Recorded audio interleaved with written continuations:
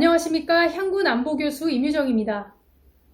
지난 주간에 있었던 국내외 주요 안보 관련 뉴스를 국내, 미국, 북한, 주변국 순으로 전해드리겠습니다. 먼저 국내 관련 뉴스입니다. 9월 3일 미 하원 군사위원회는 새 회계연도 국방수권 법안을 승인했는 바 미 국방부가 주한미군을 28,500명 미만으로 줄이는데 예산을 사용할 수 없도록 명시한 종전의 규정이 빠지면서 일각에서는 미국이 주한미군의 주둔 규모를 줄일 수 있다는 우려를 제기한 바 있습니다. 이에 대해 9월 6일 외교부 당국자는 최근 미 하원 군사위원회를 통과한 2022년도 회계연도 국방수권 법안에 주한미군 감축을 제한하는 조항이 빠진 것은 주한미군을 감축할 의도가 아니라며 이 점에 대해서 미국으로부터 확인했다고 밝혔습니다. 미국 행정부도 동맹을 중시하는 조 바이든 행정부에서 더는 불필요한 조항이라 삭제된 것으로 주한미군 감축과는 아무런 관련이 없다고 한국 측에 설명한 것으로 알려졌습니다. 실제 법안에도 과거처럼 감축 예산 사용 불가라는 명시적인 표현은 없지만 현재의 주한미군 규모를 적시한 뒤 현 수준을 유지해야 한다는 내용이 포함되어 있습니다. 한편 군이 최근 잠수함 발사 탄도미사일 개발의 최종 단계인 잠수함 시험 발사에 성공한 것으로 알려지면서 우리 군도 비로소 전쟁의 판도를 뒤엎을 수 있는 게임 체인저 전략 무기를 확보하게 됐다는 평가가 나오고 있습니다. 9월 6일 방산업계 관계자에 따르면 최근 국방과학연구소는 3,000톤급 잠수함 1번 함인 도산 안창호함에서 SLBM을 발사하는 두 차례 비공개 시험에 성공했다고 발표했습니다. 특히 그동안 난항을 겪었던 발사관에서 공기압력으로 미사일을 물 밖으로 밀어낸 뒤 엔진을 점화시키는 SLBM의 핵심 기술인 콜드론치가 성공적으로 작동해 이달 중순 마지막 시험 발사 후 실전 배치 단계로 들어갈 것으로 알려졌습니다.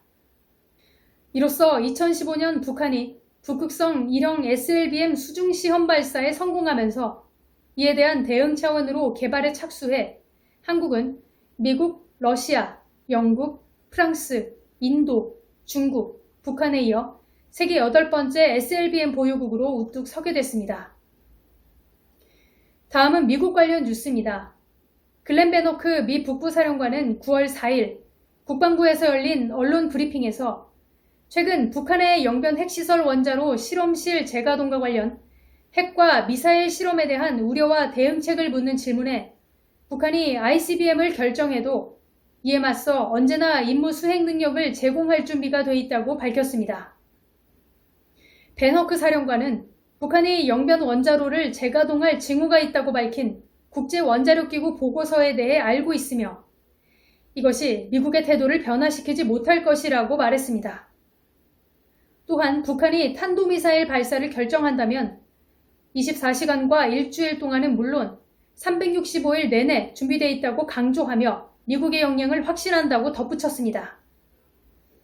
한편 9월 4일 미 하원 군사위원회에서 의결한 국방수권 법안에는 미국, 영국, 캐나다, 호주, 뉴질랜드가 속해 있는 파이브 아이즈에 한국과 일본, 인도, 독일을 포함시키는 방안을 검토해 국가정보국장이 내년 5월 20일까지 의회에 제출하도록 하는 조항이 있습니다.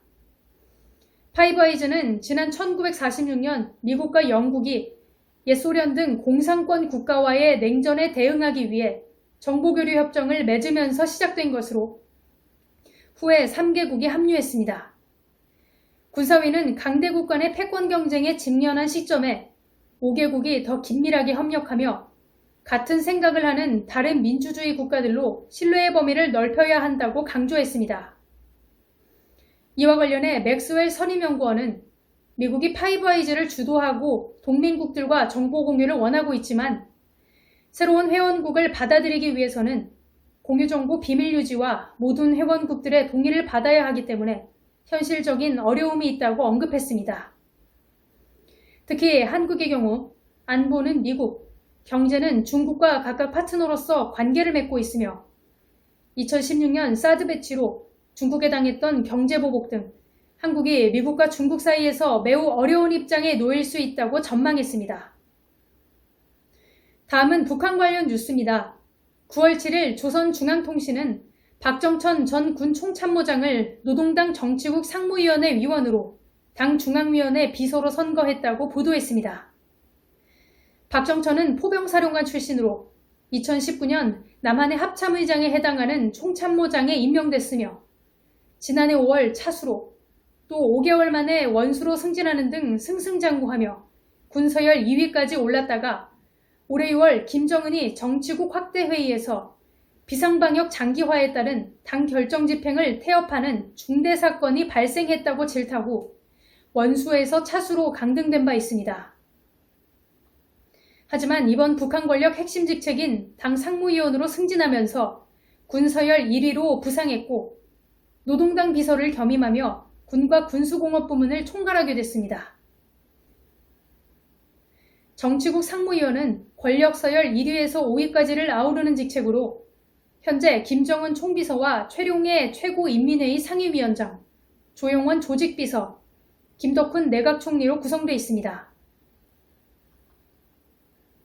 상무위원회 군서열 1위로 올라선 박정천을 포함한 것은 지난 6월 해임된 리병철을 대신해 군에 대한 당의 영도와 통치를 지속 강화하는 조치로 풀이됩니다. 이외에도 군 총참모장에 림광일을 임명했는 바, 림광일은 2015년 비무장지대 목함지뢰 도발 당시 제2전투훈련국장으로 매설작전을 주도한 강경파 인물로 알려져 있습니다. 한편 북한 중앙통신은 9월 9일 조선민주주의인민공화국 창건 73돌 경축 민간 및 안전무력 열병식이 수도 평양의 김일성 광장에서 성대히 거행됐다면서 9월 9일 0시 환영곡이 울리는 가운데 김정은 동지께서 열병광장 주석단에 나오셨다고 보도했습니다.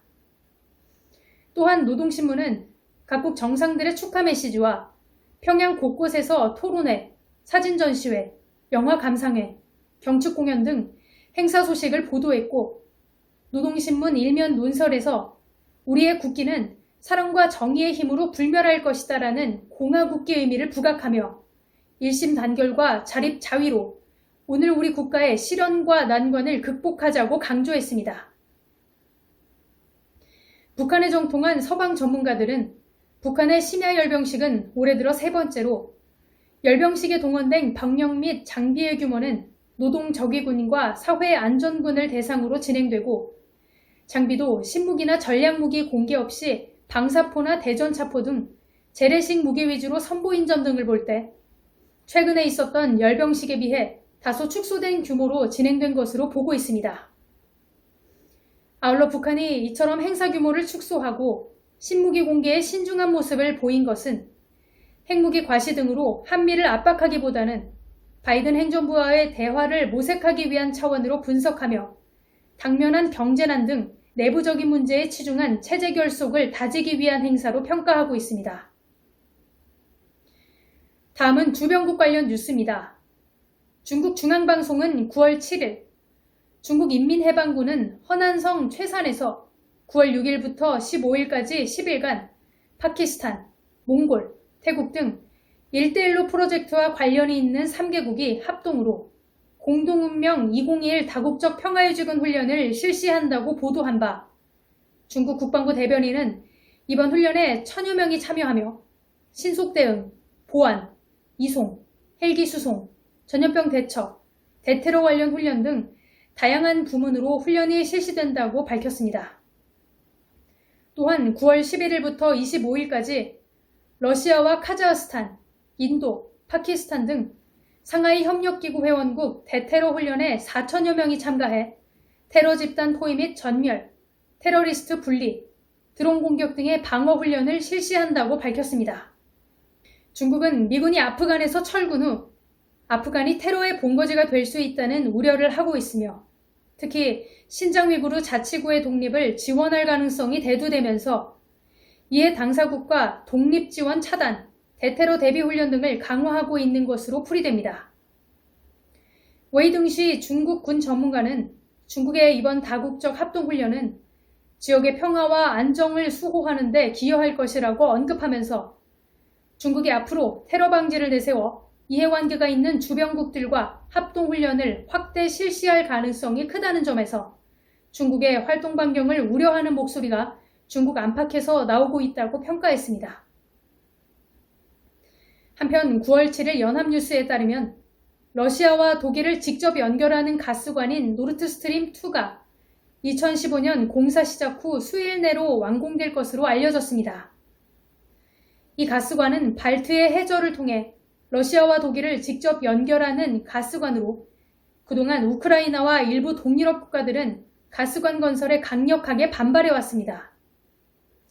특히 우크라이나는 러시아가 노르트스트림2 가스관을 가동하게 되면 친서방 노선을 걷고 있는 자국을 압박하기 위해 자국을 경유하는 기존 유럽행 가스관을 폐쇄할 것을 우려하고 있으며 러시아와 유럽에 대해 가스관 경유국으로서 갖고 있던 영향력 또한 잃게 되는 것도 우려하고 있습니다.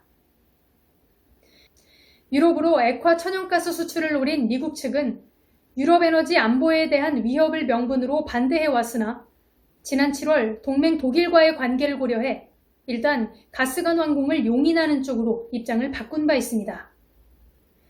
이상으로 향군 주간안보 뉴스를 마치겠습니다. 감사합니다.